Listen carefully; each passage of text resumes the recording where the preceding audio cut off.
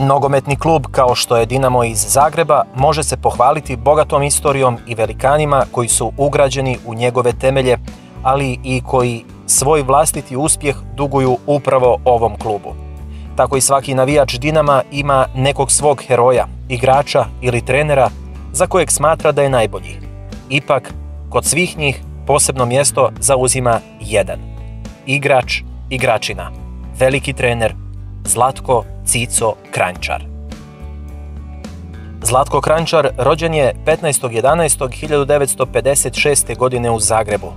Zanimljivo da mu je pravo prezime Krajnčar, ali matičar je u dokument upisao Kranjčar i tako je ostalo. U Dinamo je stigao sa 9 godina i već tada bio prozvan čudom od djeteta. Kada se upisivao u Dinamovu nogometnu školu, slagao je da je 55. godište, jer tada nisu primali djecu mlađu od 10 godina. Njegov talenat su uočili Dinamovi treneri Ivan Đalma Marković i Zorislav Srebrić. Još tada je govorio da je njegov život nogomet i da će biti profesionalni nogometaš. I bio je. I to kakav. Sa 11 godina skupljao je lopte u finalu Kupa velesajamskih gradova Dinamo Lic, a sa 12 je bio demonstrator na višoj trenerskoj školi u Zagrebu. Pritom je zadivio buduće trenere, među kojima je bio i Mirko Bazić, koji će ga trenirati od 74. do 78. U juniorima Dinama nizao je golove kao na traci. Očekivalo se da će biti centarfor, ipak na terenu je više volio biti iza centarfora.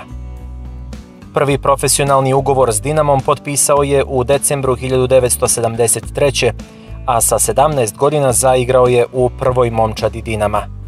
Debitirao je 3. marta 1974. u Maksimiru u utakmici s Hajdukom pred 60.000 gledatelja.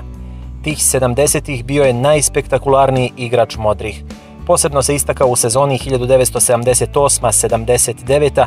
kad je Fudbalski savez Jugoslavije Dinamo uskratio naslov prvaka, te u Dinamovoj generaciji 82. koja je nakon 24 godine naslov prvaka donijela u Zagreb. Prije toga je predvodio Dinamo do osvajanja Kupa maršala Tita 1980. kojeg su modri osvojili i 83. Kapiten Dinama postao je 1980. sa 23 godine. U dresu Dinama odigrao je ukupno 307 prvenstvenih, kup i evropskih utakmica te postigao 125 golova. Iako je bio jedan od najboljih igrača mlade reprezentacije, Kranjčar je za A selekciju Jugoslavije u periodu od 77. do 83. odigrao tek 11 utakmica i postigao 3 pogotka. Godine 1983. prelazi u bečki Rapid, što je njegov prvi međunarodni angažman. Postao je legenda tog kluba u kojem se zadržao do 1990. Za Rapid je u 201 utakmici zabio 106 golova. S tim klubom bio je 2 puta prvak i 4 puta osvajač Kupa Austrije. Nakon toga uslijedile su kraće avanture u austrijskim klubovima St. Pölten i Wienerfeld. S ovim drugim je osvojio amaterski Kup Austrije, uveo ga u 3. ligu, nakon čega je 1992. završio svoju igračku karijeru. Bio je jedan od članova reprezentacije Hrvatske koja je odigrala svoju prvu utakmicu od samostalnosti 1990. godine protiv Sjedinjenih Američkih Država. Za Hrvatsku je još nastupio i protiv Rumunije kojoj je dao gol. U obje utakmice bio je kapiten Hrvatske. Trenersku karijeru Kranjčar je započeo 1991. godine kao trener Wienerfeld Beča, a godinu kasnije Austrije iz Klagenfurta. Ipak 1992. sa porodicom se vraća u Zagreb gdje završava višu trenersku školu. Prvi hrvatski klub kojeg je trenirao bila je sisačka Segesta. Zagrebački Dinamo, tada Croatiu, vodio je u 3 navrata i 2 put bio prvak Hrvatske 96. i 98. te 2 puta pobjednik Kupa. Treći je najtroferniji trener u povijesti Dinama. Kao trenera najvišeg će ga se pamtiti po šampionskoj generaciji Zagreba 2002. godine s kojim je senzacionalno osvojio Hrvatsku nogometnu ligu ispred Dinama i Hajduka.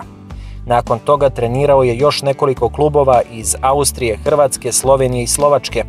Godine 2012. bio je prvak Iranske lige, a 2013. osvajač Iranskog kupa sa klubom Sepahan Isfahan. Funkciju selektora Hrvatske nogometne reprezentacije obavljao je u periodu od 2004. do 2006. godine i odveo Hrvatsku na svjetsko prvenstvo u Njemačku. U 25 nastupa na klupi Vatrenih upisao je 11 pobjeda, 8 remija i 6 poraza. Osim toga, u kvalifikacijama za Euro 2012. u Poljskoj i Ukrajini vodio je reprezentaciju Crne Gore. Od 2018. godine bio je selektor reprezentacije Irana igrača do 23 godine. Cico Kranjčar dobitnik je državne nagrade za šport Franjo Bučar 2005.